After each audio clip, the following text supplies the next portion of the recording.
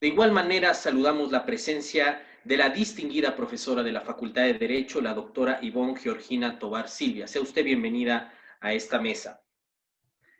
Saludamos también la presencia del especialista Sergio Ampudia Melo, profesor de la Facultad de Derecho de la UNAM. Sea usted bienvenido.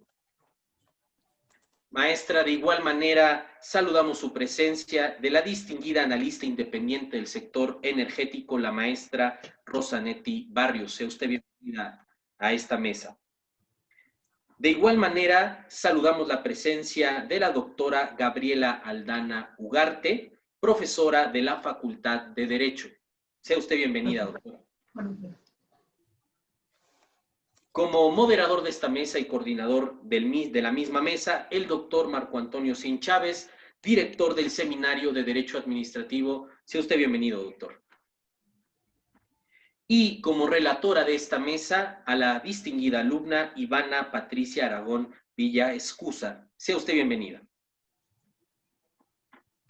Y presidiendo este acto nos acompaña nuestro director, el doctor Raúl Contreras Bustamante.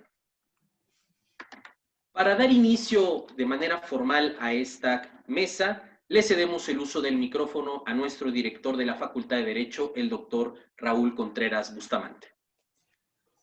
Muy buenos días tengan todas y todos ustedes que nos están viendo en vivo a través de la página oficial de la Facultad de Derecho de la UNAM. Estamos transmitiendo a través de Facebook Live en una de las actividades extracurriculares que nos ha caracterizado durante esta nueva normalidad a la que nos estamos acostumbrando. Hoy exactamente se cumplen 8 meses de que tuvimos que suspender las actividades presenciales en la facultad por razón de tratar de contribuir al combate de la pandemia, pero sin embargo la Facultad de Derecho no ha suspendido de ninguna manera sus actividades. Creo que por el contrario estamos trabajando más. No hemos tenido ninguna época de suspensión de actividades en estos 8 meses y yo celebro mucho que el Seminario de Derecho Administrativo esté trabajando en estos temas tan importantes y tan interesantes para la comunidad. Hoy entiendo, vamos a ser testigos de una mesa de trabajo sobre el régimen transitorio de la reforma energética, su constitucionalidad y su prospectiva. Me gusta mucho que de manera interdisciplinar se esté trabajando en el análisis de estos temas, en donde combinamos a distinguidos profesores de Derecho Constitucional, como mi amigo el doctor Sergio Márquez Rábago, con especialistas en materia de energía, como lo es Sergio Ampudia, como lo es la doctora Ivonne Georgina Tovar, y también, de alguna manera, especialistas del sector independiente en estas actividades, como la maestra Rosanetti Barrios. También, desde luego, pues queda el reto para los administrativistas. Entiendo que la doctora Gabriela Aldana y Marco Antonio Saint y la relatora, nuestra alumna Ivana Patricia Aragón, pues harán un resumen de todo esto que tiene que ver pues con un tema que nos ha mantenido entretenidos durante esta administración, que es la reforma energética.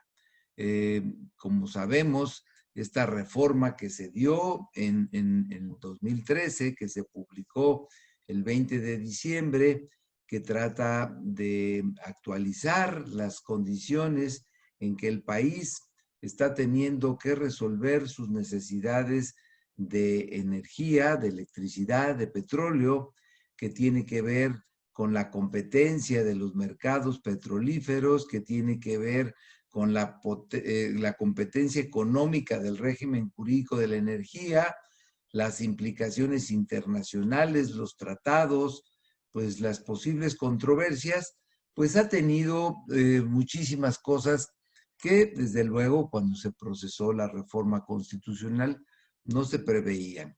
Entiendo que este régimen transitorio de esta reforma energética que buscaba modernizar al sector energético de nuestro país sin privatizar las empresas públicas dedicadas a la energía y a los hidrocarburos, manteniendo la rectoría del Estado, pero con determinadas cambios estructurales como convertir a Petróleos Mexicanos y a la Comisión Federal de Electricidad en empresas productivas del Estado que les diera más autonomía y mayor competitividad, pues no ha caminado como se esperaba en aquella reforma que modificó a los artículos 25, 27 y 28 constitucionales, pues creo que debido no a la falta de vigencia de la reforma, sino al tránsito de estos 21 artículos transitorios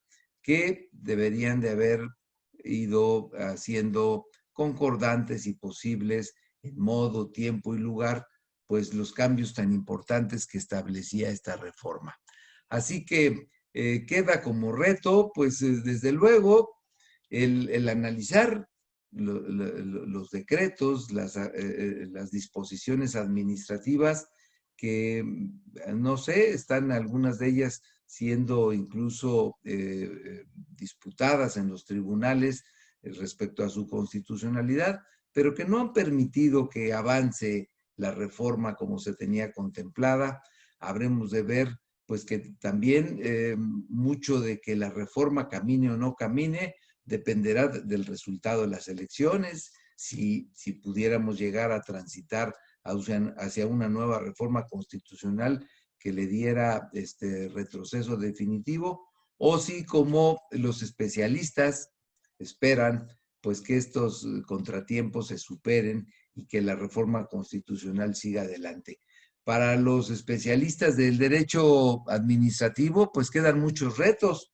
Desde luego, el derecho administrativo todavía no escribe sobre estas cuestiones de cómo debe de clasificarse y de ubicarse estas nuevas empresas productivas del Estado, cómo debe de entenderse, de explicarse, de clasificarse los procedimientos de adjudicación de asignaciones que pueda hacer Pemex en materia de exploración y de extracción de hidrocarburos y muchos otros temas que el derecho administrativo de manera reactiva tendrá que trabajar.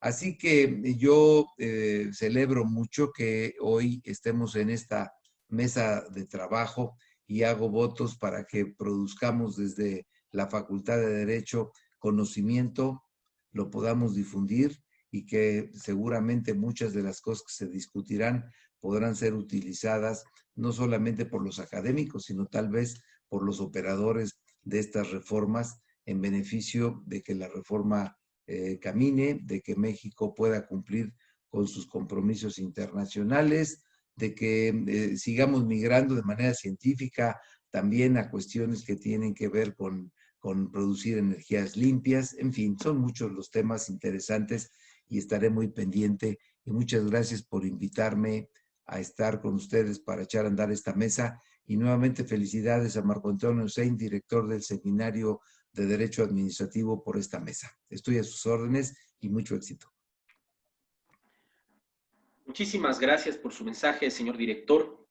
Vamos a dar inicio formal a esta mesa de trabajo con la primer ponencia a cargo del doctor Sergio Márquez Rábago, intitulada Alcance de los artículos transitorios de la reforma del 20 de diciembre de 2013 en materia energética, ámbito de validez material y temporal. Haremos una pequeña semblanza del doctor. El doctor es licenciado y doctor en Derecho por la Universidad Nacional Autónoma de México, con especialidad en Poder Judicial por el Instituto de la Judicatura Federal. Su actividad profesional se ha desarrollado en la Secretaría de Hacienda y Crédito Público, en Petróleos de México, Poder Judicial de la Federación y en nuestra Universidad Nacional Autónoma de México. Su producción literaria comprende ya 9 obras jurídicas, en la que destaca Derecho Constitucional en México y Evolución Constitucional Mexicana. Doctor, la palabra es suya hasta por 12 minutos de intervención. Muchísimas gracias, maestro Iván. Señor director, muy buenas tardes. Un placer estar nuevamente con usted. Nosotros no nos aburrimos de participar en sus eventos. Seguiremos presentes. A los compañeros de la mesa, pues un saludo, no individualizo porque tengo ya 11 minutos para concluir y saben que tenemos que ser expeditos. Muy bien, la reforma energética se concretó por reforma constitucional el 20 de diciembre de 2013. Se modificaron los artículos 25, 27 y 28 y se incluyeron un total de 21 transitorios, que realmente podría ser una ley de reforma energética. Cuando me invita nuestro excelente maestro de Derecho Energético, Sergio Ampudia, a esta presentación, me dice que básicamente lo que queremos es dejar muy claro el espacio de validez de la normatividad constitucional y de leyes secundarias y administrativas creadas, y que por lo pronto seguramente alguien me iba a hacer por ahí una pregunta, ¿no? ¿Qué tan transitorio es un transitorio? Porque esos transitorios parece que tienen diversos alcances, ¿no? Diríamos en el léxico popular, tiene de chile, de dulce y de manteca. O sea, la verdad es que sí hay estos transitorios que tienen su objeto primordial. Y para saber cuál es el objeto primordial de un transitorio, acudí al Sistema de Información Legislativa de la Cámara de Diputados. Nos dice que un transitorio se refiere a una disposición destinada a regir situaciones temporales que son existentes con anterioridad a la fecha de vigencia de una ley o reglamento o que son creadas por virtud del mismo.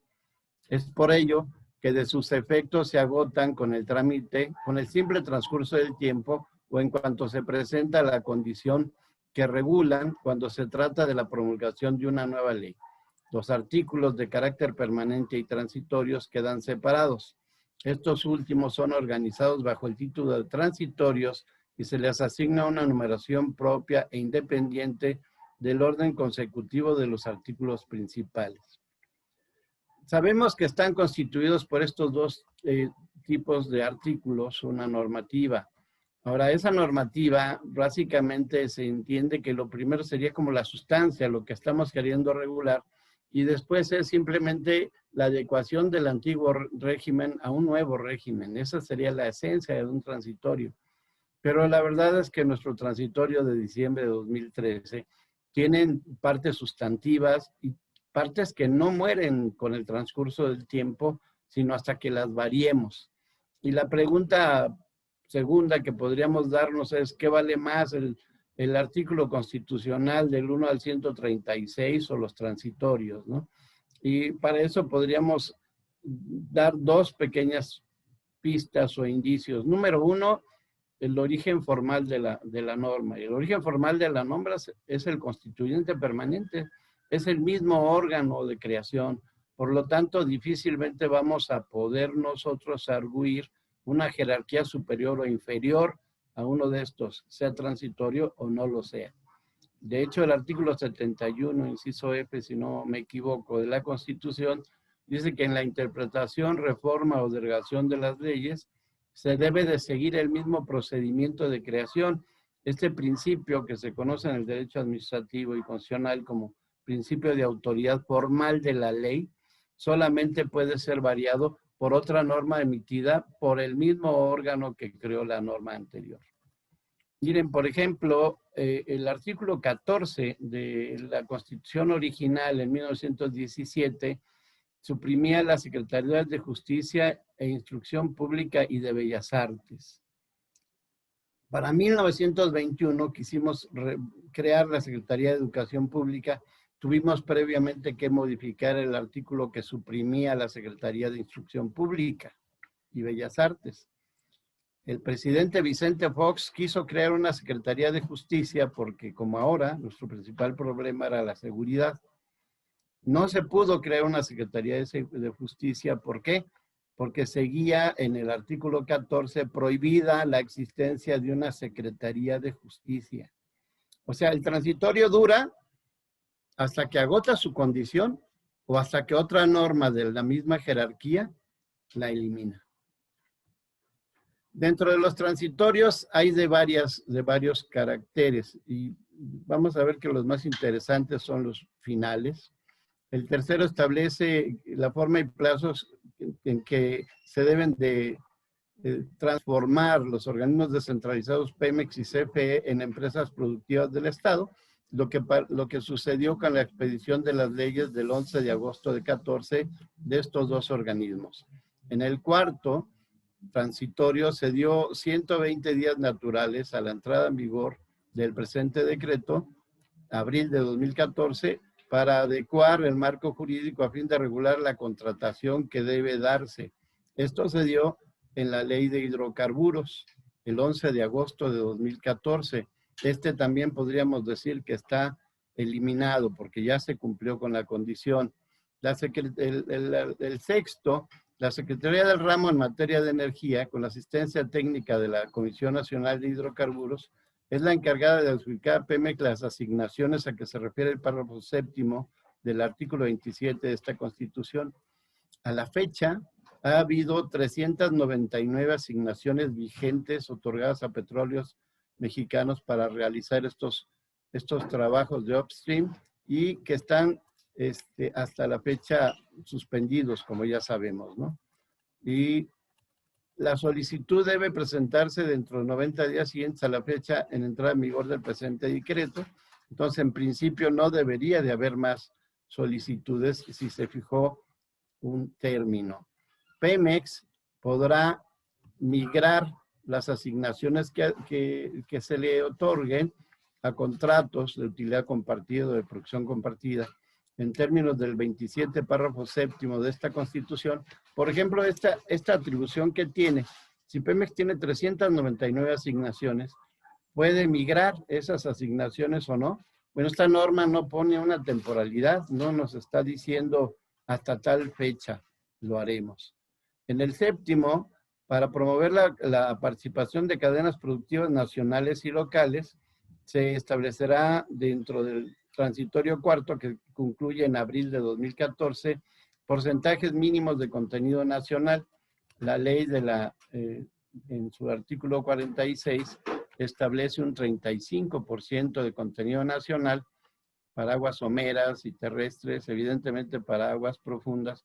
Pues las reglas son otras porque la tecnología nacional pues no tiene realmente proveeduría para este tipo de industria. Derivado de su carácter estratégico, establece en el transitorio octavo las actividades de exploración y extracción, así como el servicio de transmisión y distribución de energía eléctrica a que se refiere el presente decreto, es de interés social y orden público, por lo que tienen preferencia sobre cualquier otro que implique el aprovechamiento de la superficie y el subsuelo de terrenos afectos a aquella.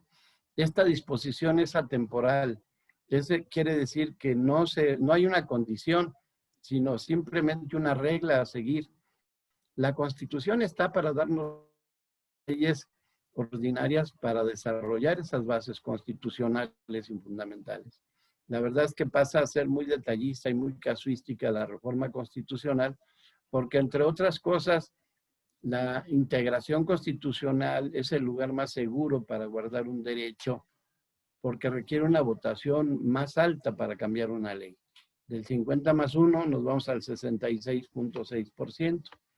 Los títulos y concesiones mineras que se encuentren vigentes no dan derecho para el upstream a los concesionarios que tengan esas concesiones de minas, y la ley prevé, cuando fuere técnicamente posible, mecanismos para facilitar la coexistencia de estas actividades en el presente con otras que realicen el Estado los particulares. Como vemos, otra normativa que no tiene temporalidad, ¿no? Dentro del plazo del título cuarto, transitorio cuarto, que es abril de 2014, el Congreso tiene que adecuar las leyes a fin de establecer contratos y asignaciones que se suscriban con Petróleos Mexicanos o Comisión Federal de Electricidad para la exploración y extracción de hidrocarburos, y que sean otorgados con mecanismos que garanticen transparencia. Y esto se hizo en el título segundo de la Ley de Hidrocarburos, de la exploración y extracción de hidrocarburos y del reconocimiento y exploración superficial. Capítulo segundo, de los contratos para exploración y extracción, de los cuales sabemos existen cuatro clases. La adecuación del marco jurídico se da a partir del transitorio 10º, ordenando la modificación de diferentes leyes. Sabemos que se crean 8 leyes y se modifican varias leyes con la reforma energética. El artículo 10º establece la obligación del Congreso para realizar adecuaciones a fin de establecer las siguientes atribuciones a la administración pública y pone a la Secretaría de Energía, Hidrocarburos, Reguladora de Energía, a la Comisión Reguladora de Energía y a la Secretaría de Hacienda. ¿Esto qué quiere decir? Que hay que cambiar ley orgánica de la Administración Pública Federal, reglamentos interiores de las secretarías señaladas para efecto de que estén atribuidos para que ejerciendo el principio de legalidad, sus actos tengan una firmeza administrativa. La Ley Federal para prevenir y sancionar los delitos cometidos en materia de hidrocarburos se expide el 12 de enero de 2016, que es otra de las obligaciones que se impone. En la Ley Federal para prevenir y sancionar los delitos cometidos en materia de hidrocarburos. Miren, voy a adelantar porque sé que tengo 12 minutos, estoy cercano a cumplir los 10 minutos y quisiera señalarles algunos de los más importantes. Este documento se lo dejaré al maestro Marco Antonio Sein en el Seminario de Derecho Administrativo, por si ustedes quisieran hacer alguna consulta del mismo, lo pudieran tener. ¿De acuerdo?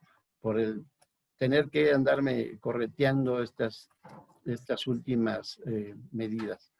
Pero se me hacen muy importantes la ley de órganos reguladores coordinados en materia de energía, se crea el 11 de agosto de 2014, el Fondo Mexicano de Estabilización y Desarrollo, también del 11 de agosto de 2014, pero algunos de los importantes que a mí se me hacían eran estos en materia de electricidad. La ley establecerá a los participantes obligaciones de energías limpias y reducción de emisiones contaminantes.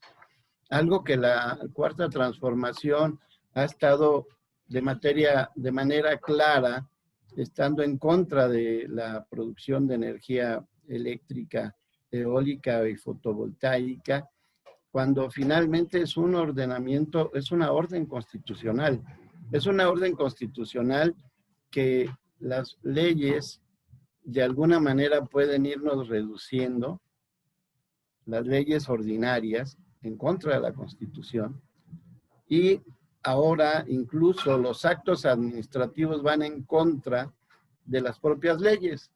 Es decir, el SENACE, por ejemplo, prohibió las pruebas en materia de operatividad eólica, fotovoltaica del SENACE. Ya hay juicios de amparo, suspensiones otorgadas, en el fondo que se ha otorgado el amparo porque el director del SENACE no tenía atribuciones legales para dictar ese acuerdo. Juventino Castro y Castro señalaba que la ley es legal aunque sea inconstitucional. Aquí lo importante es que se tiene que acudir a juicio, llevar esos razonamientos jurídicos constitucionales para hacer valer la Constitución antes de las leyes y, por supuesto, antes de los actos administrativos. La presión al gobierno mexicano no le va a llegar de los mexicanos, le va a llegar de la comunidad internacional, los tratados internacionales que México tiene firmados y que tiene que necesariamente cumplir. La política de nuestro vecino muy poderoso del norte nos va a empezar a llamar a cuentas por esa política medioambiental que no estamos respetando. Sé que fue muy acelerado esto, una disculpa por ello, pero sí ofrezco dejarles el documento para una total lectura del mismo. Les agradezco mucho su tiempo. Muchísimas gracias, doctor. Agradecemos su participación. A continuación, siguiendo el orden del día, le corresponde al especialista Sergio Ampudia presentar la ponencia Electricidad, Energía Estable e Intermitente, Elementos de Análisis. Previo a su ponencia haremos una lectura de su semblanza.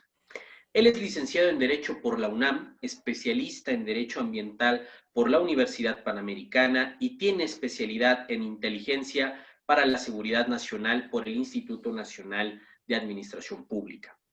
Es doctorante en Derecho por la UNAM y catedrático fundador de la especialización en Derecho Energético de esta institución.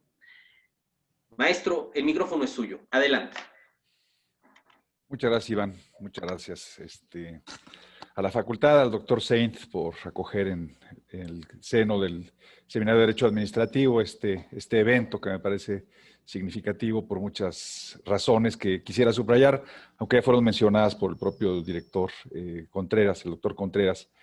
Quisiera, digamos, hacer notar que esta iniciativa acogida y realizada de la mano del Seminario de Derecho Administrativo tiene tres características fundamentales. La primera es que están presentes dos alumnos de la especialidad de la primera generación de la especialización, el doctor Márquez y la doctora Aldana, que son personajes que tienen ya una larguísima trayectoria en la academia y además desde el punto de vista profesional, pero optaron por mantenerse actualizados y elegir dentro de su especialidad el derecho energético, cosa que enriqueció y ha enriquecido durante mucho tiempo la impartición y el desarrollo de la especialización con todo lo que ha representado incluso en la pandemia. Entonces, tenemos aquí, digamos, dos miembros de la primera generación que por derecho propio y en función de lo que sigue, pues tendrán mucho que aportar todavía. Está Rosanetti Barrios, que sin duda es un personaje muy conocido en el medio, dado sus conocimientos y expertise en energía. Y ella tiene una maestría en finanzas por parte de la UNAM. Es Puma también de corazón y no es abogada. Es decir, hay aquí un experto que no es especialista en derecho, pero que hará una aportación muy relevante en el campo de su experiencia. Desde que se concibió la especialización, se concibió como una actividad multidisciplinaria. Hoy tenemos un ejemplo de que es posible. Está, por supuesto, Ivonne Tobar, que es una profesora a tiempo completo y tiene experiencia profesional en el tema de hidrocarburos y también con una visión en donde la academia pues, tiene mucho que revisar sobre este tema que nos convoca. Agradezco, por supuesto, al doctor Sainz, Iván, Adel Chipeña también, su intervención y pasaría a esto.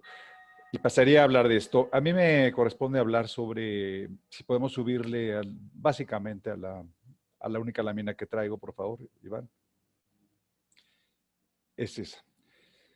Básicamente me toca hablar de la electricidad. Quizás es, como bien se ha apuntado, uno de los temas más relevantes en donde existe una enorme tensión, digamos, de la visión de la política energética con las propuestas que desde mi punto de vista y por lo que entiendo también a los ojos del doctor Márquez, que es especialista en constitucional, siguen rigiendo, digamos, las reglas que el poder constituyente estableció en los transitorios y que hacen importante desde mi punto de vista, y creo que coincido con el doctor Márquez, que estos transitorios, por más que parezca que se agotan, digamos, en temporalidad, tienen pretensiones de política energética tan tajantes. Hablo concretamente del 17º y del 18º, de la reforma constitucional del 20 de diciembre de 2013, que me parece que sin duda habría que analizar que sus consecuencias y desde el punto de vista de su validez material y temporal siguen rigiendo en el tiempo y en el espacio. Tan es cierto que esta política energética que se ha expresado en múltiples actos administrativos se ha judicializado. Es decir, si hay un entorno donde la reflexión y la revisión de los actos de la administración se han revisado, son a partir no de los actos de autoridad, simplemente en tanto que inciden en la esfera jurídica de los particulares, sino también en los actos donde la dependencia responsable de la energía y el, digamos, órgano regulador coordinado en materia energética, que es la CRE, han decidido seguir una ruta de regulación que probablemente no coincida con el 17º y el 18º transitorios de la Constitución. A mí me parece que esta revisión sobre la parte formal no solamente es indispensable. Yo tendría una primera, digamos, conclusión. Los transitorios 18º y 17º la reforma constitucional tienen plena vigencia y validez en la medida que orientan e indican una ruta a la cual deben sujetarse las disposiciones, las leyes, los reglamentos y, por supuesto, las disposiciones administrativas que se desprenden de estos actos de carácter regulatorio.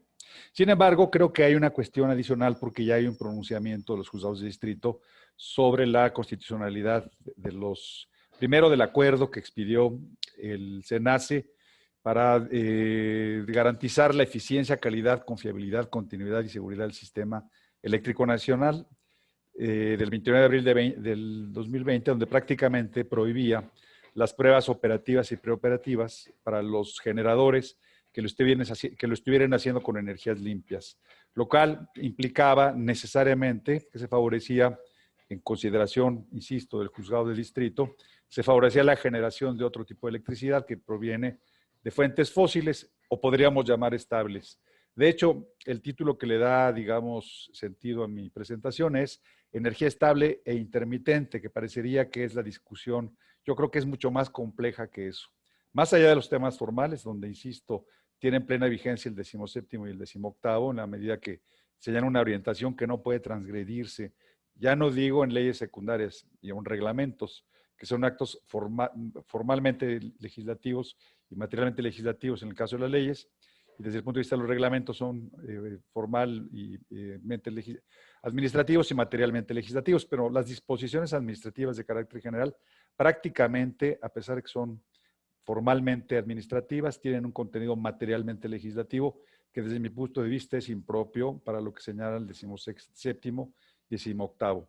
También está en ese caso el acuerdo por el que se emite la política de confiabilidad, seguridad, continuidad y calidad en el sistema eléctrico nacional, el propio programa sectorial de energía y una serie de disposiciones administrativas que regulan también el funcionamiento general de la política energética que han judicializado la intervención de la Secretaría de Energía en todo esto. Yo decidí tomar, digamos, la parte de la Ley de Transición Energética, el concepto de externalidades y huella de carbono, que son esenciales para entender cuál es la orientación que deben seguir el 17º y el 18º transitorios de la Constitución.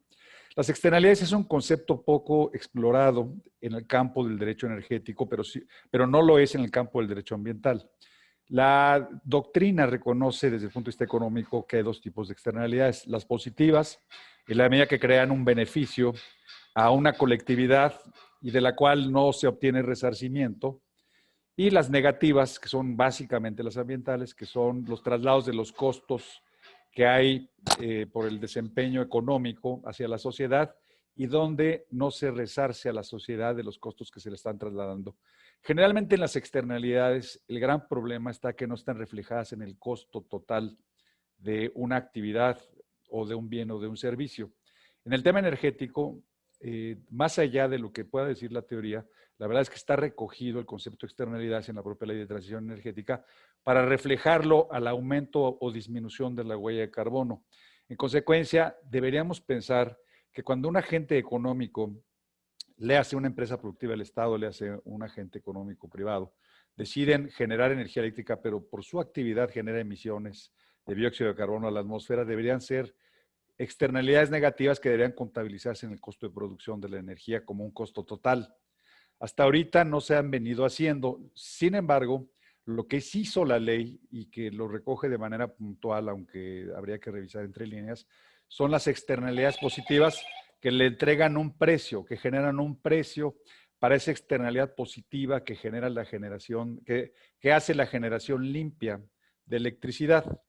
Me refiero concretamente, por ejemplo, a los certificados de energía limpia, que son una manera de premiar el desempeño de una actividad de generación. Los servicios financieros de transmisión también deberían considerarse como una externalidad positiva que premia la capacidad instalada de un generador de energía limpia. Y básicamente y de manera esencial, diría yo, yo pensaría que la preferencia en el despacho que tiene la energía eléctrica limpia es lo que permite que se alineen los incentivos hacia los generadores o a los agentes económicos para que en función de los precios decidan generar energía limpia. Sí, pero están generando externalidades positivas a la sociedad en la medida que reducen sus emisiones de dióxido de carbono y eventualmente la huella de carbono. Entonces, yo diría que en esta reflexión donde hablamos de electricidad y solamente la vemos en su connotación de estable o intermitente, está bastante resuelta por muchas cosas. Primero, la fuerza tecnológica. Hoy por hoy, la energía intermitente es la más barata que hay. Las subastas de largo plazo de energía limpia empezaron con $44 el megawatt hora, bajaron a 33 y bajaron finalmente a $20 el megawatt hora. Por mucho es la más barata que hay en México, que son 385 pesos con el tipo de cambio actual. El megawatt hora generado por la CFE con energía fósil está en más de 1,100 pesos. Esa es la diferencia de precio que hay entre uno y en otro, sin considerar el beneficio social que aporta el producir con generación limpia. Entonces, me parece que la fuerza tecnológica que permite que la electricidad barata sea la que proviene de las fuentes limpias tiene un espacio donde se permite que la energía sea competitiva y asequible en función de la tecnología. Segundo, hay una clara tendencia a la descentralización. Las empresas eléctricas centralizadas están pasando de moda. Hoy, la generación distribuida, el abasto aislado, son propuestas donde aparece un nuevo, digamos, esquema de consumo que se llama prosumidor. Es decir, produce y consume su energía directamente. Ya no es remoto encontrar agentes económicos que en función de sus actividades están desarrollando y consumiendo, generando y consumiendo su propia energía, que es una tendencia. Tercero es la digitalización. Las redes, digamos, eléctricas inteligentes es una tendencia que en México se ha abandonado, pero que permite además los propósitos que se propuso la Secretaría de Economía, que es la confiabilidad, seguridad, continuidad y calidad del sistema eléctrico. O sea, técnicamente hay formas de resolver desde el punto de vista tecnológico la preocupación de los reguladores sobre la intermitencia como un factor de inestabilidad o de ingobernabilidad de la generación de electricidad. Concluiría diciendo que hay una coincidencia relevante a nivel mundial, lo dijo el doctor Márquez, y prácticamente encabezado seguramente por la nueva administración norteamericana, que es el famoso Green Deal. Es decir, habrá una fuerte presión en la inversión norteamericana en México. El presidente Biden ha anunciado $2 trillones para invertir en energías limpias, que en México no le es ajeno, porque además de que resulta una posibilidad de generar energía barata y asequible y competitiva, lo cierto es que en función de los tratados comerciales que tenemos en temas de inversiones, vamos a tener que favorecer ese tipo de inversiones, en donde prácticamente la CFE tuvo la oportunidad de tener todo el espacio para desarrollarlo directamente y optó por favorecer la refinación de petróleo y con el subproducto combustóleo, que es el que utilizan ahorita las centrales eléctricas porque no tiene mercado, habida cuenta de la cantidad de porcentual de azufre que tiene y que está prohibido para la navegación marítima. Terminaría, digamos, solamente subrayando que creo que el tema de la electricidad no tiene que debatirse entre estable o intermitente. Ya la tecnología de almacenamiento genera la posibilidad de hacer escalable comercialmente hablando y rentable el almacenamiento en baterías de litio. Creo que el problema básicamente puede ser que a largo plazo todavía el petróleo tenga vida, pero no necesariamente para quemarlo como combustible y menos en movilidad. Ya en 2025, Reino Unido advirtió que no va a haber automóviles que consuman gasolina o diésel. Entonces yo creo que hay una tendencia muy relevante a que la movilidad se haga también con electricidad. Así que creo que esta reflexión, que es estrictamente académica, podría contribuir a pensar que se trata de un problema ambiental, de un problema de precio, de un problema de acceso asequible a energía competitiva y de una tendencia irrefrenable desde el punto de vista tecnológico a nivel mundial. Muchísimas gracias. Muchísimas gracias por su ponencia, maestro. A continuación damos paso a la intervención de la doctora Ivonne Georgina Tovar Silva con su ponencia Competencia y Mercado en Petrolíferos. Pero previo a la ponencia leeremos una pequeña semblanza curricular. Es doctora, maestra y licenciada en Derecho, todos obtenidos con mención honorífica otorgados por la Facultad de Derecho de la UNAM. Magíster en Derecho Internacional, Comercio, Inversión y Arbitraje, impartido por las universidades de Chile y Heidelberg. Coautora de la obra Teoría Jurídica Crítica Norteamericana, una introducción a los Critical Legal Studies. Profesora de la Facultad y de la División de Educación a Distancia de la Universidad Nacional Autónoma de México. Doctora, la voz es suya. Muchas gracias, Iván. Es un honor para mí estar con todos ustedes. Gracias al señor director, al doctor Sein por darnos este espacio para la conversación. Un agradecimiento también al maestro Sergio Ampudia por favorecer este espacio de intercambio y reflexión en torno al sector energético. Es un honor para mí estar con distinguidos académicos, con profesionistas como la maestra Rosanetti Barrios, que tuve el honor de trabajar con ella en el 2016 con el excelente equipo de la Dirección General de Petrolíferos. Fue un honor haber trabajado con ustedes y también un agradecimiento a nuestro distinguido auditorio que nos escucha. Bien, en estos minutos lo que voy a hablar son justamente del tema de competencia y mercado de petrolíferos. Traté de sintetizarlo, era un tema bastante amplio, pero empecé a compartir pantalla. Mi idea justamente es ver qué alcances tenía o tiene todavía la regulación de la competencia y mercado en petrolíferos, la problemática actual y los retos a enfrentar. Todo esto desde un punto de vista lo más académico posible y lo más neutral posible para identificar qué problemas hay. Entonces, dividí mi exposición en 4 partes. La primera, esas generalidades de la reforma energética en materia de petrolíferos. En segundo lugar, la regulación del mercado, cómo se preveía. Tercer lugar, qué sucede actualmente, qué panorama tenemos en el sector energético, concretamente en petrolíferos. Y la cuarta parte, los retos. Aquí lo que busco es ver cómo pasamos de esa emoción que había en el año 2013, el 20 de diciembre de 2013, que había una gran expectativa por la reforma energética, desde luego críticas, pero cómo pasamos de ese momento a estas críticas, ¿no? A esta situación de incertidumbre que les presento en la segunda columna, con algunas notas que nos dan esa idea de qué es lo que está pasando, ¿no? De esa incertidumbre. Entonces vamos a analizarlo, vamos a ver en estos pequeños minutos qué es lo que sucedía. Efectivamente, el doctor Márquez ya nos había platicado de la reforma constitucional y los transitorios.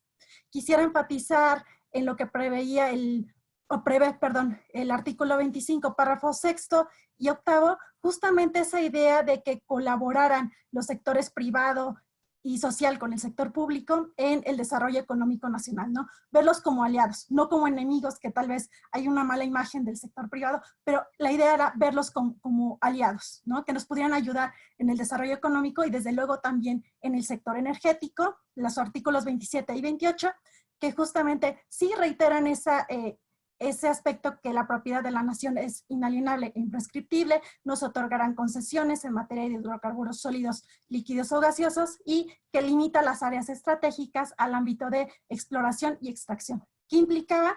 Junto con el artículo 10º transitorio, del cual ya también nos habló el doctor Sergio Márquez, bueno, implicaba justamente dar un nuevo marco jurídico, ¿no? Un nuevo marco jurídico donde ya teníamos nuevas facultades para autoridades como la Secretaría de Energía, la Comisión Reguladora de Energía, Comisión Nacional de Hidrocarburos, la CEA, los organismos descentralizados, CENEGAS y CENACE, y desde luego cómo pasan a ser parte Pemex y la CFE, cómo pasan a ser empresas productivas del Estado. Y que implicó también la apertura del sector de otras actividades que vamos a ver, que justamente se vinculan con el almacenamiento, distribución, comercialización y lo que es expendio al público, que se abrieron a la iniciativa privada. Entonces, ¿qué pasó?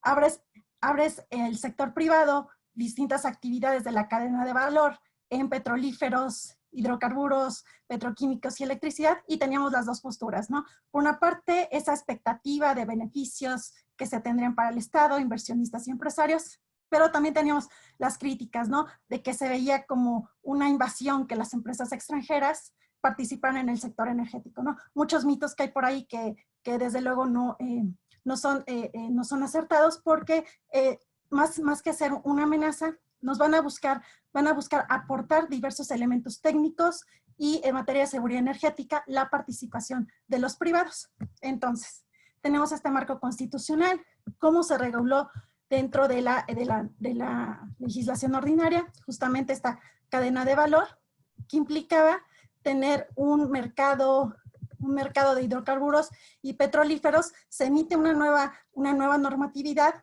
concretamente la Ley de Hidrocarburos, reglamento de la Ley de Hidrocarburos, el reglamento de las actividades a que se refiere el título tercero de la Ley de Hidrocarburos y disposiciones administrativas de carácter general. Ajá. Y entonces aquí junto con eso efectivamente se reformó la Ley Orgánica de la Administración Pública Federal, también está la Ley de los órganos reguladores coordinados en materia energética y la Ley de la CEA en petrolíferos. ¿Qué va a implicar? Justamente son esos productos que se obtienen de la refinación del petróleo o procesamiento de gas natural, como diésel, gasolinas, querosenos, combustóleo, gas licuado de petróleo, etcétera. ¿Qué se abre al sector? Justamente lo que es transporte, lo que es importación, exportación de petrolíferos, almacenamiento, comercialización, distribución y expendio al público. Es decir, ya podían las empresas participar en estas actividades de la cadena de valor.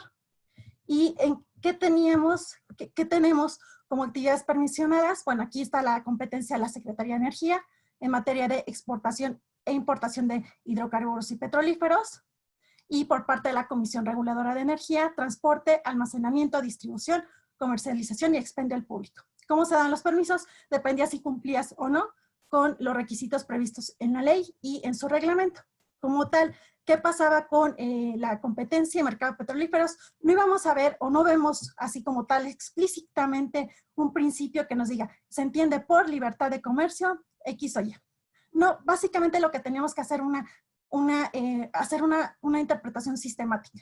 ¿Por qué? Porque a través de distintas disposiciones en la Ley de Hidrocarburos podemos ver esa intención por favorecer esa libertad de mercado, por ejemplo, en materia de precios para expendio al público, de gas LP, gasolinas y diésel, las facultades de la Comisión Reguladora de Energía, de fomentar el desarrollo eficiente de los mercados, promover la competencia, otros aspectos que se vinculan a no realizar prácticas indebidamente discriminatorias, ¿no? Que nos dan una idea justamente de que, si bien no vamos a ver un principio explícito que diga libertad de competencia, de manera muy general lo podemos ver a través de las distintas disposiciones previstas en la Ley de Hidrocarburos.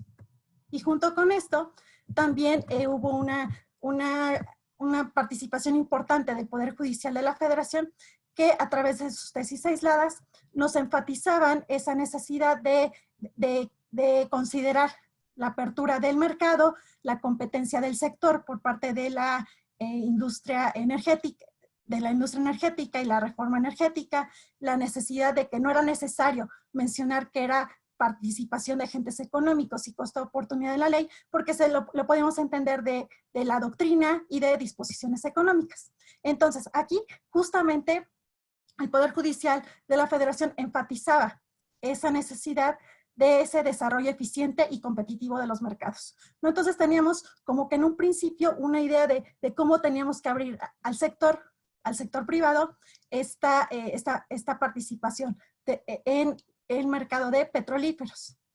Y bueno, ¿qué se hizo en los primeros años? Se otorgan permisos en la CENER por parte de la Comisión Reguladora de Energía, incluso se generaron diversos proyectos de almacenamiento que lo podemos consultar en la página de la Secretaría de Energía, y desde luego expendio al público, ¿no? Ya empezamos a ver distintas marcas. Entonces, esto es lo que inicialmente teníamos en los primeros años de la reforma energética. ¿Qué ha pasado ahora? Tenemos un cambio totalmente distinto, que ya incluso se habla de una contrarreforma. Pero, ¿qué ha estado sucediendo? Aquí tenemos justamente esta intención de generar esta política de fortalecimiento de petróleos. ¿Y qué ha implicado? El problema es de que, ok, lo puedes fortalecer, pero no a costa de un incumplimiento de normas u omisiones, ¿no? Entonces, ahí es donde tenemos que poner especial énfasis. ¿Qué está pasando con el cumplimiento de normas y principios por parte de las autoridades del sector energético? ¿no? Entonces, poner especial atención, porque desde el Plan Nacional de Desarrollo y el Plan Sectorial de Energía ya se presenta esta intención de fortalecer a Pemex.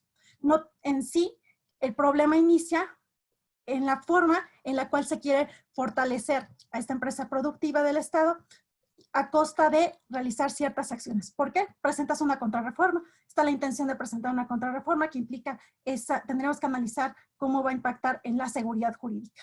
Y además tenemos que analizar la actuación de la Secretaría de Energía y la Comisión Reguladora de Energía, ¿no? ¿Qué acciones y omisiones se han hecho? Por ejemplo, en materia de importación y exportación de petrolíferos, incluso los permisos están suspendidos. La CENER no ha reanudado plazos y términos para los trámites, a pesar de que la Comisión Reguladora de Energía y la CEA, incluso Secretaría de Economía y Secretaría de Hacienda Secretaría de Hacienda y Crédito Público, perdón, sí han reanudado plazos, ¿no? Y eso, entonces eso nos empieza a poner alarmas, si es correcto o no, apoyar a la empresa productiva del Estado a costa de no jugar limpio, no jugar bajo reglas claras con el sector privado. ¿Qué otros aspectos? Por parte de la Comisión Reguladora de Energía también se han presentado diversos cuestionamientos en torno a la negativa y retraso en el otorgamiento de permisos. Entonces tenemos que analizar esas acciones y omisiones que se están haciendo y cómo generan cierta incertidumbre jurídica. Y desde luego los posicionamientos que se han realizado en contra de la en contra de los particulares. Entonces son aspectos que tenemos que seguir tomando en consideración, ¿no? ¿Cómo pasamos de una norma, de una facultad, a determinadas acciones que nos están afectando directamente en el sector? Y desde luego, ¿en qué va a incidir? Justamente en esa falta de certeza y seguridad jurídica.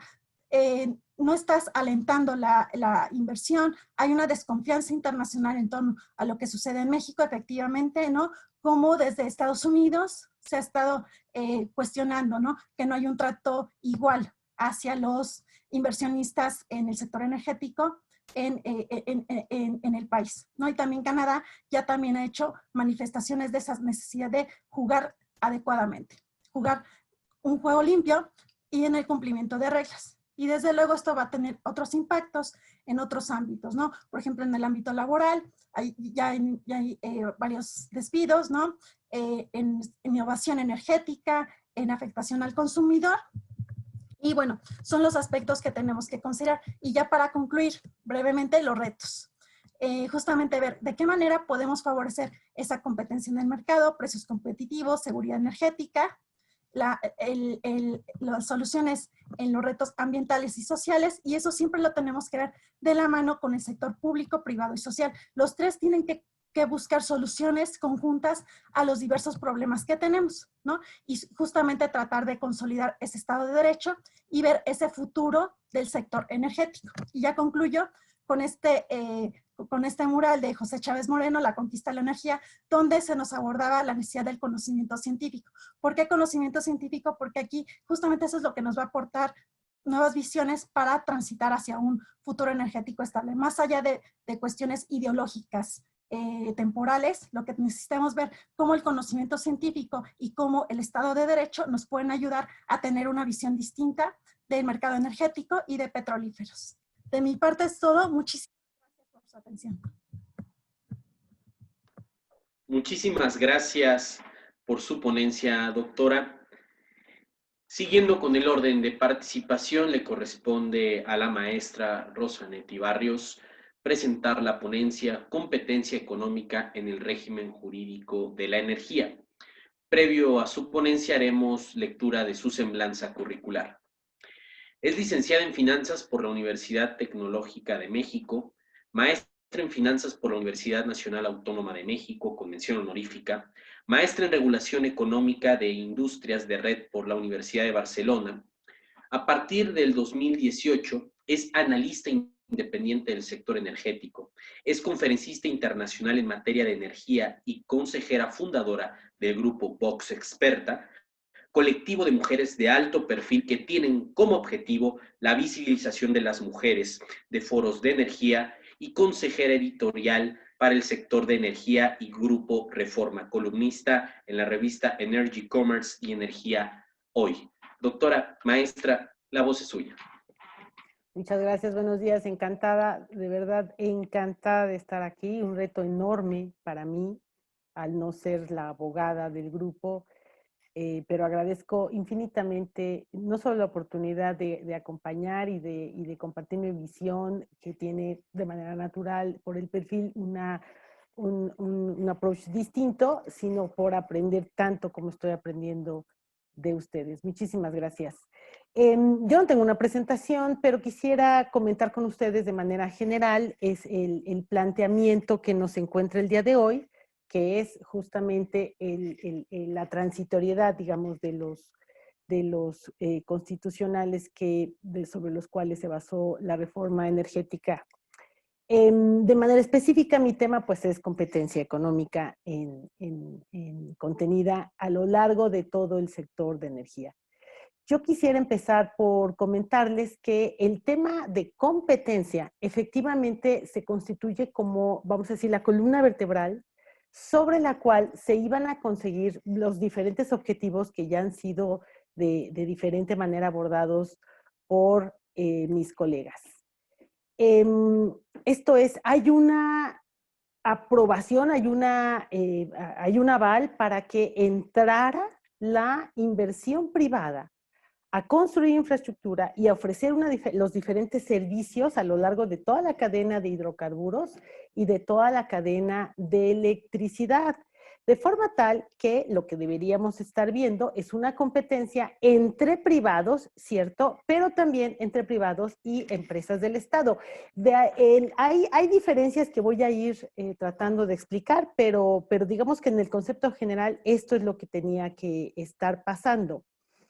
Desde el punto de vista económico, digamos, hay que considerar y atendiendo a todas las explicaciones que ya se dieron sobre el efecto de un artículo transitorio, es que al irse cumpliendo lo que estos transitorios estuvieron estableciendo, fueron creando condiciones estructurales. Ya dije y empecé así, yo no soy abogada, pero desde el punto de vista de negocio, esto es fundamental. Que se cumpliera un transitorio se permitió detonar condiciones que, insisto, son estructurales, de forma tal que hay una continuidad obligada en todas las actividades que de ahí se derivan. Voy a, de manera específica, digamos, en materia de exploración y producción de hidrocarburos, yo creo que es el área más aislada, digamos, en materia de competencia directa con el Estado. Se dieron procesos de competencia para que el Estado asignara los contratos ganadores.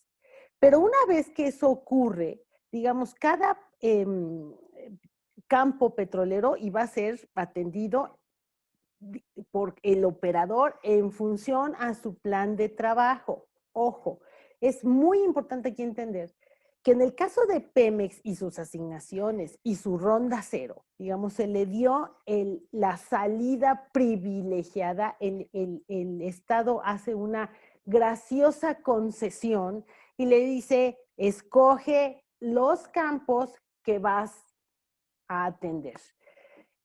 En realidad esto no ha ocurrido así, es decir, Pemex conserva, independientemente de que se suspendieron las rondas, Pemex conserva campos que no está pudiendo atender. Pero bueno, entonces quiero ser muy enfática. Aquí no hay una competencia directa con el Estado porque en realidad Pemex no puede, no tiene las capacidades tecnológicas, financieras para atender el 100% de los campos petroleros y de gas que tiene el país. Pero bueno, con esta excepción, es importante entonces reconocer que a través de estos transitorios se fueron creando cosas tan relevantes como la definición de empresa productiva del Estado. Y hace un momento Ivonne hacía mención, tiene toda la razón, a esta lógica ideológica sobre la que nos movemos hoy de vamos a hacer fuertes a Pemex y a la CFE.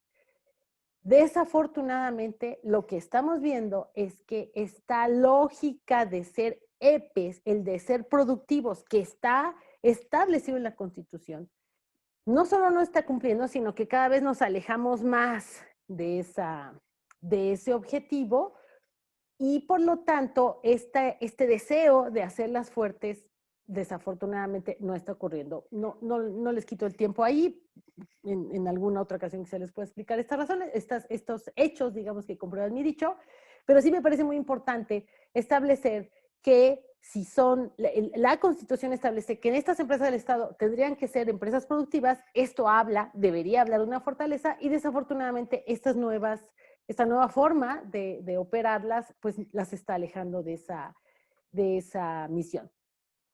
Otro elemento importantísimo es que los transitorios establecen una nueva organización industrial a través de la cual el Estado iba a atender todas las actividades que derivan de este cambio. Se crean entidades tan relevantes, tan importantes para que efectivamente se fuera dando las condiciones de competencia como el Senagas y el Senace, los operadores independientes del sistema, y se le establecen facultades adicionales a los reguladores, además de crearlos. Y ahora sí, si me permiten, quisiera compartir con ustedes cuáles son las reglas fundamentales que se tuvieron que haber cumplido y que se estaban cumpliendo, que solamente pudieron haber sido establecidas gracias a todos estos aspectos que abordan los transitorios de la Constitución. En primer lugar, hay que entender entonces que con excepción de las actividades de exploración y producción que ya comenté muy rápido cómo es que se diferencian y en todo caso aplicaría también para transmisión y distribución eléctrica que quedaron exclusivamente para el Estado, las demás actividades que sí están sujetas a competencia tendrían que obtener, como ya lo explicó Ivonne, un permiso. Pero para que hubiera un interés, para que realmente se pudiéramos atraer el interés del capital privado por participar, hay que cumplir necesariamente 3 condiciones. La primera es, tiene que haber precios libres. Si hay un precio controlado, regulado por el Estado, nadie en su sano juicio va a invertir, y esto lo vimos también, no solamente por parte de privados, ocurrió con Pemex, no invirtió en las refinerías porque los precios de las gasolinas estuvieron regulados muchísimos años.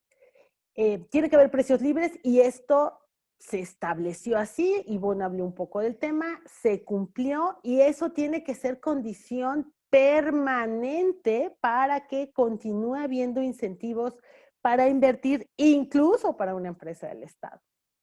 Otra condición fundamental es el acceso a la infraestructura necesaria para que esas actividades en competencia, como puede ser, por ejemplo, la generación eléctrica o la conducción de gasolina, pudiera llegar hasta el usuario final. Si la infraestructura necesaria para hacer esto pertenece al Estado, que es el caso de las líneas de transmisión o el caso de las terminales de almacenamiento de Pemex de gasolina, bueno, tenía que haber una obligación de acceso a esa infraestructura para poder llevar el producto privado hasta los usuarios. Y para que eso funcionara, pues teníamos que tener los operadores independientes que acabo de mencionar, además, por supuesto, de todas las reglas de acceso que estableció el regulador y de las tarifas aplicables a esas actividades.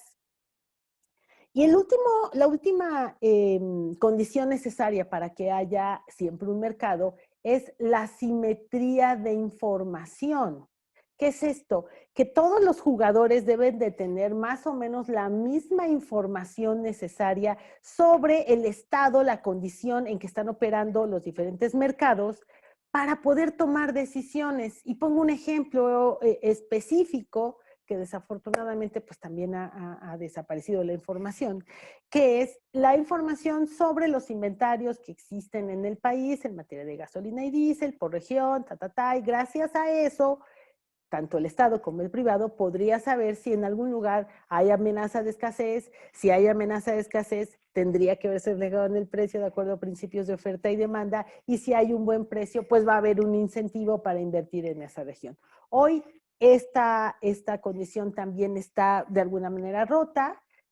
Ya explicó Ivonne, no hay permisos, tenemos cerradas las llaves de otorgamiento de permisos, todo aquel, insisto, este era un principio fundamental.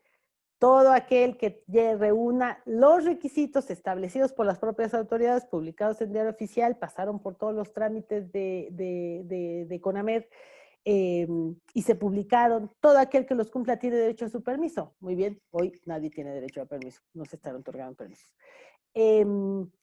El asunto, pues, entonces la conclusión de todo lo que acabo de describir, o he tratado de describir, es todo lo puesto en la Constitución fue recogido a través de diferentes instrumentos otorgados por el Estado a particulares, como puede ser un permiso, o puede ser un contrato de interconexión a la línea de transmisión, donde se formaliza de manera estructural este hecho. ¿Por qué? Porque los permisos o los contratos de interconexión tienen una duración de más o menos 30 años. Vamos a empezar en 20.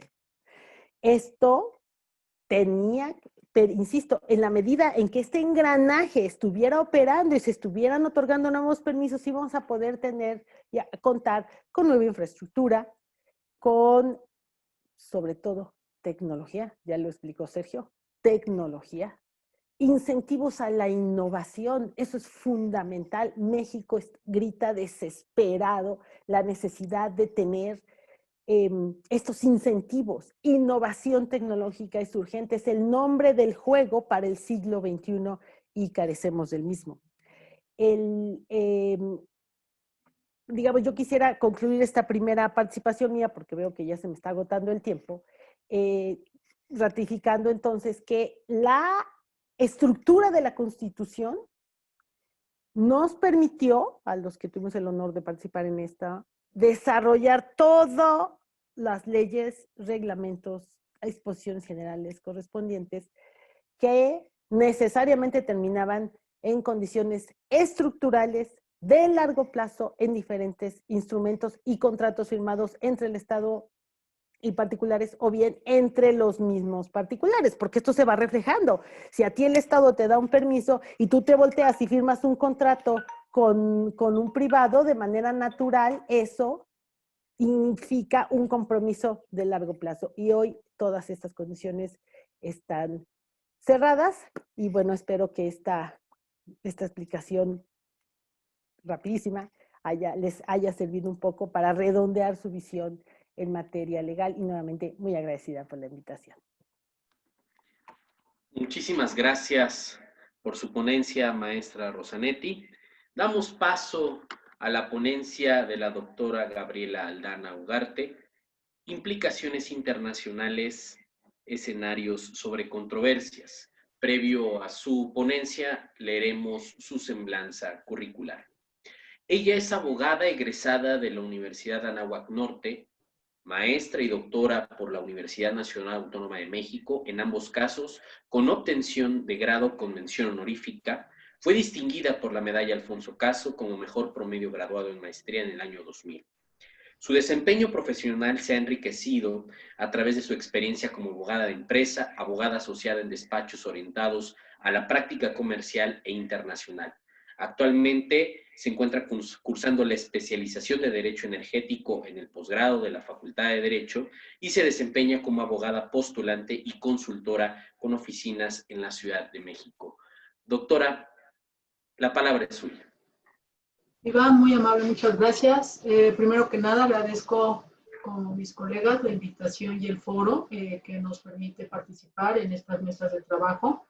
Al director del seminario, el doctor Antonio Sey, muchísimas gracias por la invitación, al apoyo que da el señor director para este tipo de eventos, que nos permite compartir ideas desde un punto de vista multidisciplinario, tener el gusto de compartir el foro con personalidades como la doctora Rosanetti Barrios, muchísimas gracias.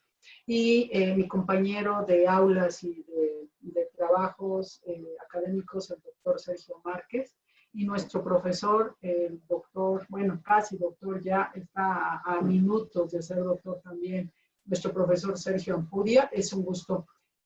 No tenía el gusto de haber escuchado a mi compañera Tobar Silva. Es un gusto, doctora. Comienzo entonces la plática. A mí me corresponde platicar con ustedes acerca de las controversias. ¿Qué pasa con los incumplimientos cuando se está presentando estas inconsistencias por parte de nuestra política energética? De primera instancia, nosotros tendríamos que ver que cuando hablamos de estas inconsistencias que se están presentando en el mercado mexicano,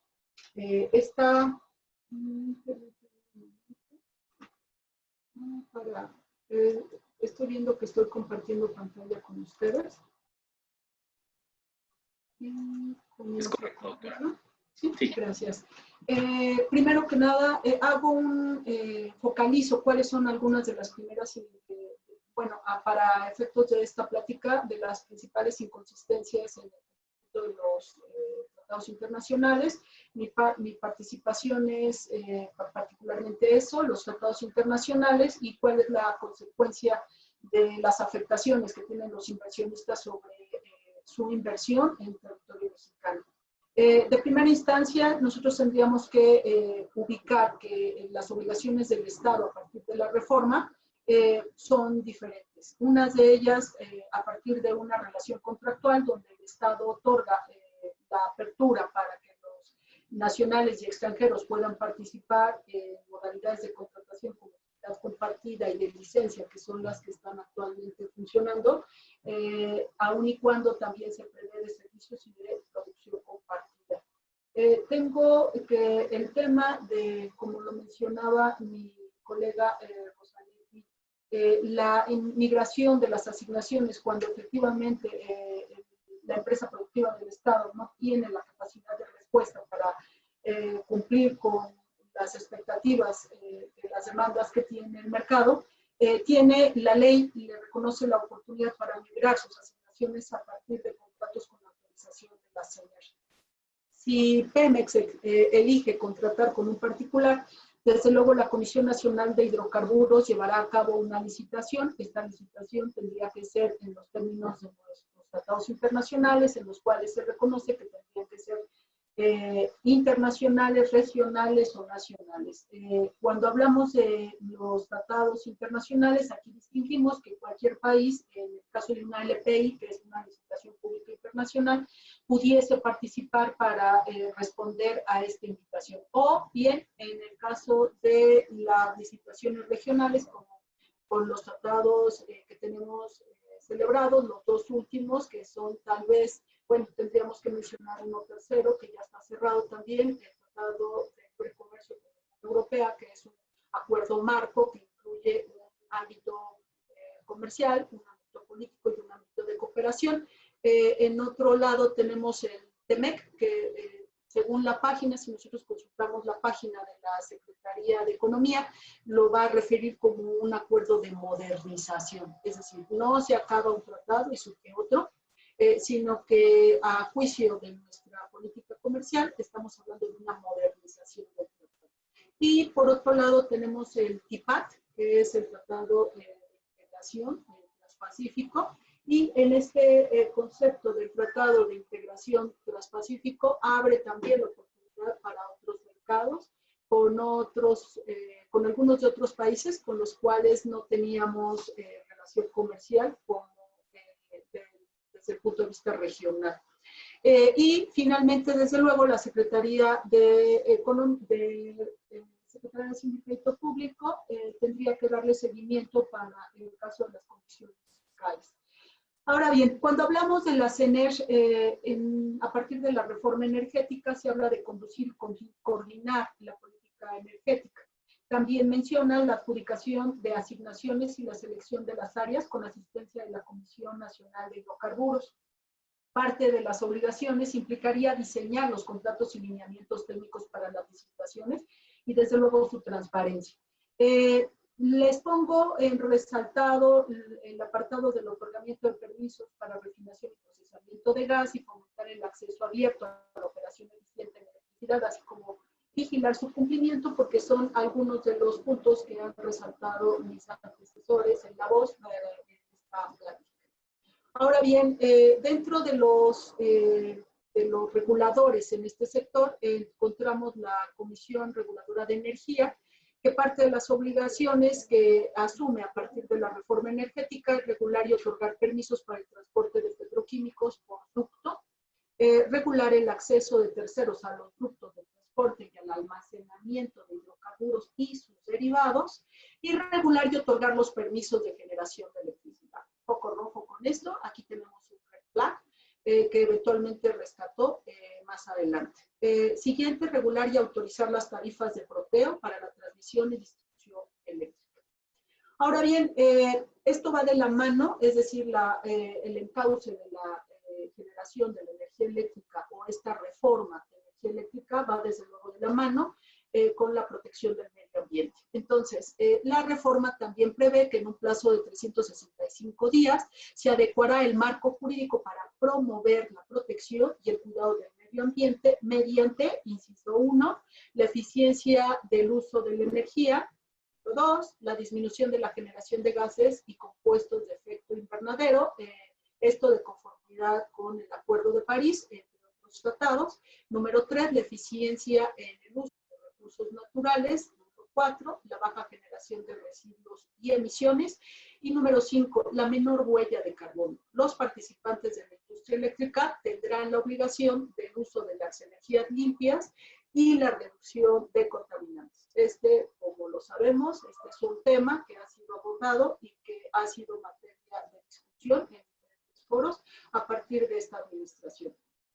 Ahora, esta transición de los combustibles limpios también se ventila en la reforma energética y se habla de un plazo de 365 días para que la CENER incluya el Programa Nacional para el Aprovechamiento Sustentable de Energía con una estrategia de transición para la promoción de los usos de tecnologías y combustibles limpios. Como ven, todo está interrelacionado. Ahora bien, primero este es el antecedente que yo expongo, que pongo a consideración de ustedes, sobre los cuales voy a hacer algunos planteamientos frontales. Cuando hablamos de los tratados internacionales, tenemos que distinguir que en algunos de ellos ya se incluye lo que conocemos como las medidas disconformes. ¿Qué son las medidas disconformes? Son aquellas que con la finalidad de consolidar el nivel de liberalización del marco jurídico vigente, el capítulo se complementa con listas de medidas disconformes en las cuales, mediante un enfoque de lista negativa, las partes señalan las actividades y sectores económicos en los cuales no serán aplicables las disposiciones en materia 1, de trato nacional, 2, de trato de nación más favorecida, 3, requisitos de desempeño, y 4, altos ejecutivos y consejos de administración. Les acabo de enunciar algunos de los principales elementos que busca proteger el sector de inversión cuando trata de explorar o trata de considerar su participación en otros mercados. En esta lista de clasificación de medidas disconformes, para el caso del TEMEC en particular, que entra en vigor a partir de este año, el 1 de julio de este año, y que se firma en el 2018 con Canadá y Estados Unidos, como para comenzar a platicar de estos temas, las medidas disconformes se van a puntualizar. Menciona el capítulo que, de nuevo, no va a otorgarse el trato nacional, el trato de nación más favorecida, requisitos de limitación de desempeño y actos directivos y consejos de administración. En estos casos, el tratado refleja dos anexos. ¿Cuáles son estos?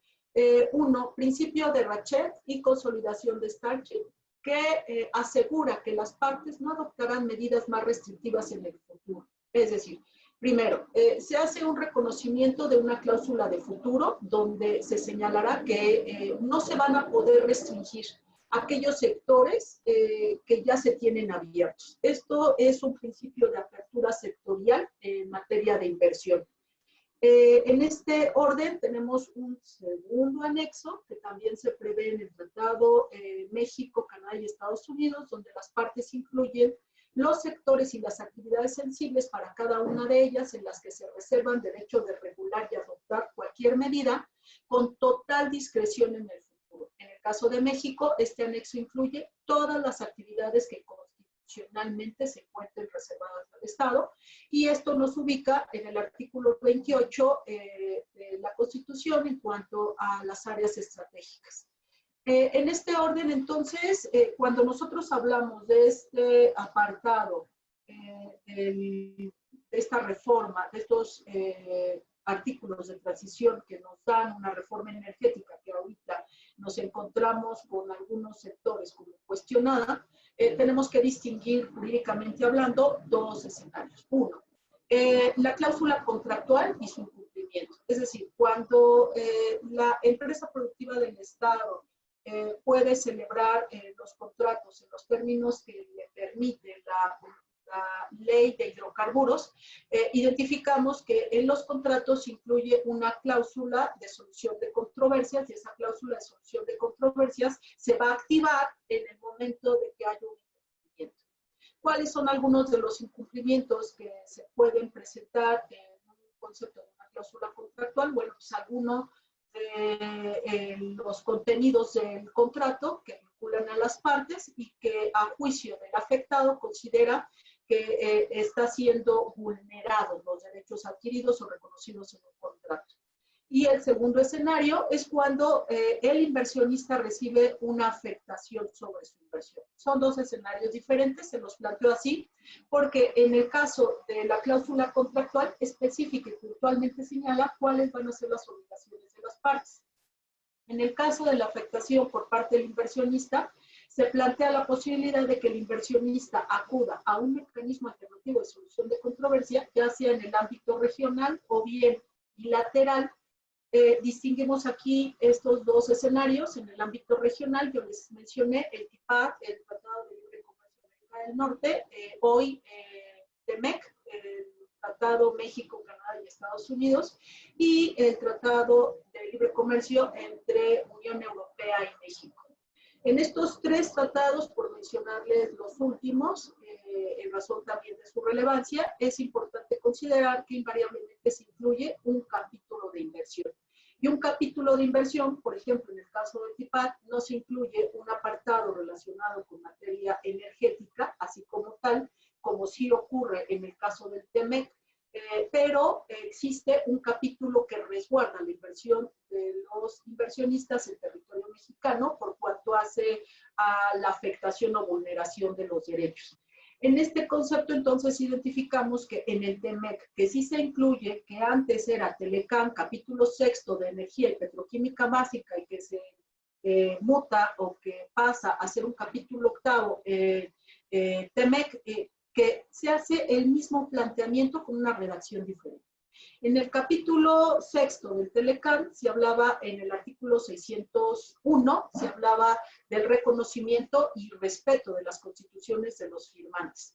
En este caso se habla del reconocimiento del derecho mexicano para reformar su constitución y el respeto al dominio directo y la propiedad inalienable e imprescriptible de todos los hidrocarburos en el subsuelo del territorio nacional, incluida la plataforma continental y la zona económica exclusiva. Aquí, recordamos, con una soberanía limitada si consideramos que el territorio nacional únicamente son las 12 millas náuticas frente a línea de base a aguas internacionales, y luego en la extensión de zona contigua, que son otras 12 millas náuticas a partir de la terminación del mar territorial, y luego la zona económica exclusiva, que son las 200 millas náuticas de línea de base a aguas internacionales. A partir de esa consideración, entendemos que México puede ejercitar la soberanía y que se restringe la participación para el tema de las áreas estratégicas. En el caso del TIPAD, como les mencionaba anteriormente, el capítulo 9 versa sobre inversión. Y la inversión es proteger y tutelar los derechos de las partes en las relaciones comerciales, sin señalar particularmente un capítulo. Aquí llamo su atención a este apartado porque si el inversionista se considera vulnerado de sus derechos, como en el caso que nos ocupa, que mencionó mi compañero, el doctor Sergio Márquez, acerca de las facultades que no le asisten al CENER, al SENACE, y que en el acuerdo del 28 de abril hace una publicación que es cuestionada eventualmente con la publicación o la crítica o el señalamiento de la Comisión Federal de Competencia en cuanto al cuestionamiento de los efectos que pueda tener sobre el mercado. Este escenario entonces nos ubica que en el caso de la inversión, los inversionistas que se sientan vulnerados van a iniciar procedimientos de solución de diferencias a partir de un procedimiento de solución de diferencias inversionista-Estado. Entonces, en este proceso de solución de diferencias inversionista-Estado, el inversionista reclama del Estado el cumplimiento de los derechos que le asisten y que entre los cuales se ubica el cumplimiento de los contratos. En este caso, entonces, un ejemplo de esta suspensión de las pruebas preoperativas en el acuerdo que emite el SENACE ubica precisamente un escenario en el cual los inversionistas pueden ver afectados sus derechos. ¿Por qué? Porque ellos ya invirtieron en una construcción de una generación de energía, una generadora de energía, a lo mejor 3 años, y que al momento de esperar el banderazo de salida, como es el inicio de las pruebas preoperativas, el SENACE cuestiona el inicio de estas pruebas preoperativas. Entonces, en este símil, en este escenario que les estoy planteando, la solución de las diferencias le dan una posición muy conveniente para los inversionistas extranjeros y lamentable para el Estado mexicano si nosotros consideramos que estamos generando un planteamiento que no es idóneo para la protección de los compromisos que adquiere México en los tratados internacionales. Yo les mencioné someramente los tratados internacionales, que son los TLC, pero también tenemos los APRIs. Y en cuanto a los APRIs, son los Acuerdos de Protección y Promoción Recíproca de Inversiones, o por sus siglas en inglés, Bilateral Investment Treaties, que son únicamente bilaterales y que hablan de los 32 que tenemos, según la página de la Secretaría, se reflejan 33 países vinculados con esto. Entonces, en este contexto, al Estado mexicano vendría bien el hacer una reflexión sobre la política energética para retomar en conciencia cuáles son sus obligaciones con terceros países que nos permitan no colocar al Estado mexicano en una situación vulnerable por los incumplimientos o las afectaciones a los inversionistas extranjeros en esta materia en particular. Hasta aquí llega mi participación. Yo agradezco su atención y estoy a sus órdenes en caso de preguntas o comentarios. Muchas gracias. Muchísimas gracias, doctora, por su participación y su ponencia. A continuación, le cedemos el uso de la voz para la relatoría de este evento a la alumna Ivana Patricia Aragón. Compañera, la palabra es suya. Muchas gracias. Bueno, buenas tardes a todas y a todos. Agradezco a los destacados ponentes por su valiosa participación y al doctor Marco Antonio Sein por darme la oportunidad de presentar la relatoría de este evento, que es de gran importancia y valor para todos los aquí presentes, respectivo al régimen transitorio de la reforma energética, constitucionalidad y prospectiva. La relatoría es la siguiente. Comenzamos con el tema número 1, correspondiente al alcance de los artículos transitorios de la reforma del 20 de diciembre de 2013 en materia energética, expuesta por el doctor Sergio Márquez Rábago. En esta ponencia, las dos ideas principales fueron: ¿qué tan transitorio es un artículo transitorio? Los artículos transitorios tienen diversos alcances, pero podríamos decir que su finalidad es ir de un régimen antiguo a un nuevo régimen. Por lo tanto, el transitorio subsiste hasta que agota su condición, o hasta que otra norma de la misma jerarquía lo elimina. El doctor nos hace la observación de que algunos de los artículos transitorios no establecen una temporalidad ni condición, sino simplemente una regla a seguir. Comenta que la reforma constitucional es muy casuística y establece que la integración constitucional es la mejor forma de resguardar un derecho porque es más complicado modificarlo. Pasando al tema de electricidad, energía estable e intermitente, elementos para el análisis, presentado por el especialista Sergio Ampudia Melo, podemos definir como ideas principales que los artículos 17 y 18 transitorios tienen plena vigencia, porque dan una orientación que no puede transgredirse en leyes y reglamentos. Estos tienen pretensiones políticas tan tajantes que sus consecuencias, validez material y temporal, nos siguen rigiendo. Las externalidades que encontramos en el artículo 3 de la Ley de Transiciones Energéticas son un concepto poco explorado en el campo de derecho energético, pero no en el ambiental. Hoy tenemos una tendencia hacia la descentralización. Con la fuerza tecnológica se busca que la energía limpia sea competitiva y asequible. También encontramos la figura del prosumidor, que es aquel que produce y consume energía directamente. Y tenemos una tendencia hacia la digitalización. Continuando con el tercer tema, concerniente a la competencia y mercado en petrolíferos, expuesto por la doctora Ivonne Georgina Tobar Silva, podemos definir como puntos centrales que actualmente hay una situación de incertidumbre. Si bien en los primeros años de la reforma se dieron permisos en la CENER y se generaron proyectos de almacenamiento y expendio al público, hoy ya no es así. Tenemos lo que se podría considerar como una contrarreforma, donde se debe analizar el cumplimiento de normas y principios por parte de las autoridades del sector energético. El problema comienza en la forma en la que se quiere fortalecer a las empresas productivas del Estado. Y se nos presenta la cuestión: ¿apoyar a las empresas productivas del Estado a costa de no jugar limpio y ni bajo reglas claras con los privados? La maestra Rosanetti Barrios nos expone el tema número 4, relativo a la competencia económica en el régimen jurídico de la energía, cuyos puntos principales podemos definir como que la competencia económica era la columna vertebral para cumplir los objetivos de la reforma energética. Se trataba de que entrara la inversión privada de forma tal que lo que deberíamos ver es una competencia entre privados y empresas del Estado. Para atraer el interés del capital privado tenemos que cumplir con 3 condiciones: precios libres, acceso a infraestructura necesaria para que las actividades en competencia puedan llegar hasta el usuario final, y la simetría de la información. Al irse cumpliendo lo que los transitorios establecieron, se fueron cumpliendo condiciones estructurales, de forma tal que hay una continuidad obligada en todas las actividades que de ahí se derivan. Se crearon cosas tan relevantes como la definición de empresas productivas del Estado, el SENAGAS y SENACE, además de dar facultades especiales a los órganos reguladores. Para cerrar estas mesas de trabajo, tenemos un enfoque internacional con la doctora Gabriela Aldana Ugarte, que nos explica las implicaciones internacionales, escenarios sobre controversias. Y como puntos principales tenemos: ¿qué pasa con los incumplimientos e inconsistencias en materia energética?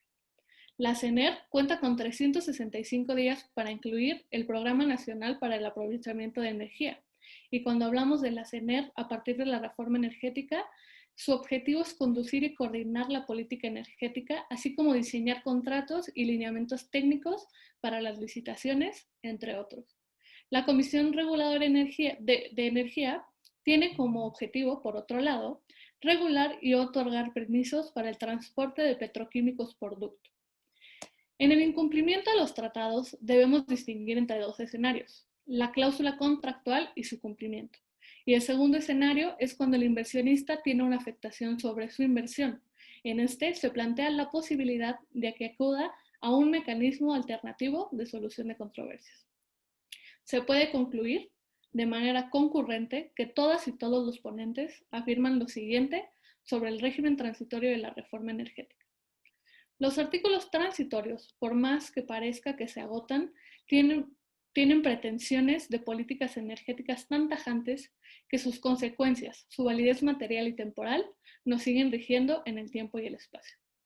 La reforma energética tiene una coincidencia relevante a nivel mundial. Un ejemplo de esto es el Green Deal, que genera una fuerte presión de la inversión norteamericana en México, y esto a México no le es ajeno.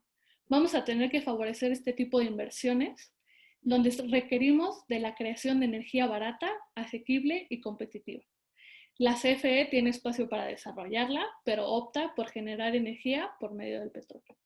Hoy en día tenemos también una desconfianza internacional porque Estados Unidos cuestiona que no hay un trato igual en los inversionistas del sector energético en el país de los inversionistas privados.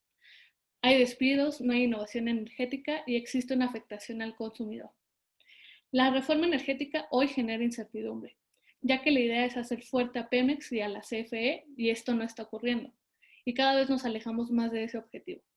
Debemos reflexionar sobre la reforma energética y cuáles son nuestras obligaciones con los terceros países para no colocar a México en una situación vulnerable frente a los extranjeros. Muchas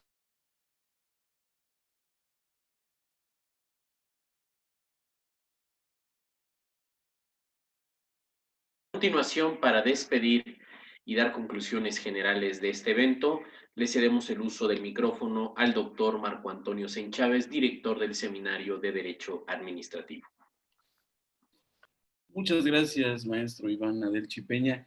Muchas gracias a todas y a todos, particularmente a las doctoras Aldana, a la doctora Barrios, a la doctora Tobar, y a los maestros, a los doctores Ampudia y al doctor Márquez Rábago por sus interesantísimas reflexiones que nos hacen pensar y repensar lo que mucho hemos escuchado desde el punto de vista oficial, lo que mucho hemos escuchado desde el punto de vista de expertas y expertos que día a día han vivido y han convivido y han padecido también todas las cosas que suceden en el sector. Sin duda, la forma en que han enriquecido la mesa de hoy y la forma en la que enriquecen los conocimientos de las alumnas y de los alumnos de la Facultad de Derecho y de todas las personas a las que llegamos, es una labor muy, muy plausible, además de ser una noble labor que hoy estén con nosotros aquí y que puedan dedicarnos 2 horas de su tiempo. Sabemos de sus agendas tan cargadas y que se hayan tomado el tiempo para explicarnos estos temas, sin duda es algo que agradecemos. A mí me encantaría, antes de despedir, por lo menos decirles 2 preguntas y ver si los expertos y las expertas nos pueden ayudar con esto.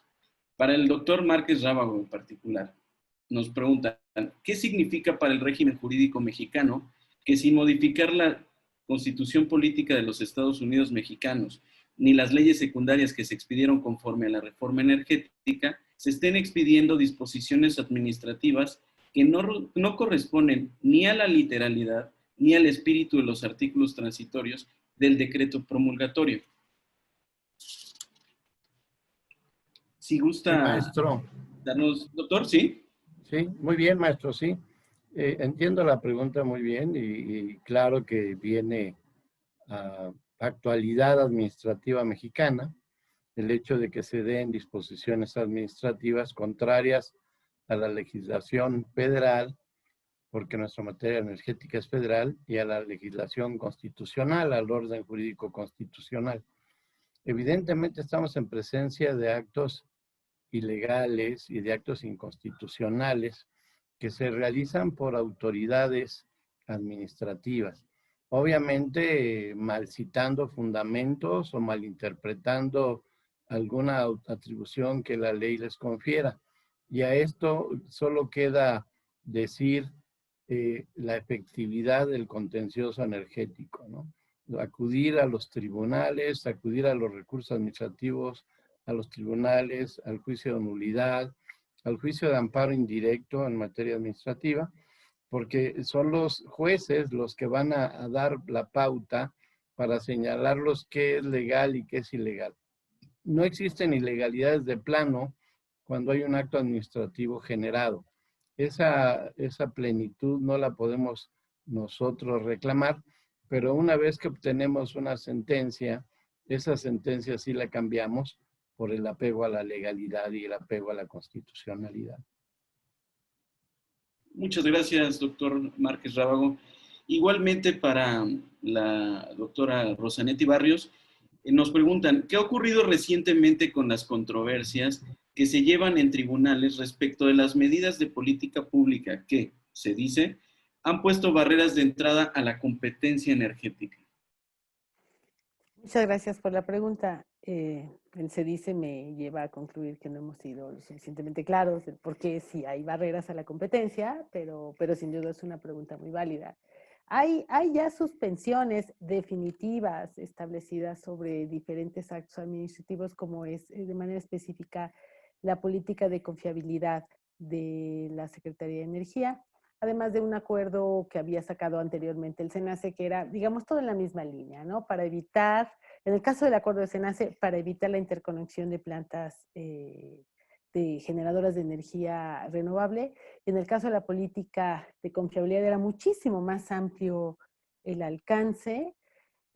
Permítanme decirlo, que de verdad llegaba a un nivel de planeación que prácticamente si uno quería poner un foco, tenía que ir a avisarle a la CNE un año antes, una cosa muy compleja de entender. Entonces, ¿ha habido suspensiones? Sí. El PROCENER, por ejemplo, también es un documento oficial que refleja la política pública, y también ha habido suspensiones. Sin embargo, ojo, justamente, es una cosa muy curiosa esto, justamente al ser documentos, vamos a decir, que si han podido, si están en esa situación jurídica es justamente por su debilidad jurídica. También es cierto que al no estar, vamos a decirlo así, ligado, precisamente esa debilidad jurídica ha permitido que la autoridad continúe haciendo lo que ya le dijeron que no haga. Por ejemplo, el no otorga permisos. Y al no otorgar permisos, voy a poner un ejemplo teórico, de alguien que quiera desarrollar una planta de energía renovable para venderle a un privado, pues no lo puede hacer. Segundo ejemplo, CFE sigue quemando combustóleo, ¿no? No podemos apagar la planta de Tula porque pues apaga la Ciudad de México y no hay nada que lo sustituya. Entonces, sí hay suspensiones, pero desafortunadamente justo esa debilidad jurídica ha permitido que decir, bueno, pues si no es vía la política pública, pues es vía simple y sencillamente la operación normal de las actividades, el que yo impido esto. Y los ejemplos que daba Ivonne también. No hay permisos de importación. Punto. Está cerrada la ventanilla, no hay forma, puede uno tirar la puerta a encender. No hay permisos de importación y la inmensa mayoría vence este mes. O sea, eso es lo que les puedo comentar al respecto. Muchas gracias, doctora. Y para no seguir abusando de su tiempo, por último, para el maestro Sergio Ampudia, ¿por qué nuestro país ha elegido que su matriz energética se dirija a incrementar las fuentes limpias de manera significativa? Bueno, es una decisión ya antigua que se tomó desde la COP 21 en París, en el Acuerdo de 2015. El Acuerdo de París de 2015 pues, se estableció medidas nacionalmente determinadas, obligatorias, pero no vinculantes. No son, digamos, más que aspiracionales, como lo define la propia Ley de Cambio Climático. Pero hace tiempo se empezó a gestar esto siguiendo una tradición y una inercia que en todo el mundo así ha sido. Yo creo que cada vez es más obvio. Entonces, me parece que ir a contracorriente implica, en una política energética de esa magnitud y escala, puede resultar en un rezago significativo para el suministro y abasto de electricidad en el futuro. Muchas gracias, maestro. Y por último, agradecerle y destacar mucho la presencia que por fin aceptó de Ivana Aragón. Nos da mucho gusto que haya la participación de jóvenes abogadas muy destacadas en sus clases y que además estén participando en temas de gran importancia. Igualmente, un agradecimiento al maestro Iván Adelchi Peña por su apoyo permanente y a la maestra Lorena Redondo también por apoyarnos en todos estos proyectos. Que tengan muy buena tarde y muchas gracias por todo. Muchísimas gracias por su comentario. Es así como despedimos esta mesa de trabajo intitulada Régimen Transitorio de la Reforma Energética, Constitucionalidad y Prospectiva. Tengan una maravillosa tarde y sigan los eventos de la Facultad de Derecho por las redes oficiales de Facultad de Derecho Oficial UNAM. Sean todas y todos, tengan muy buena tarde. Muchas gracias. Gracias, buenas tardes.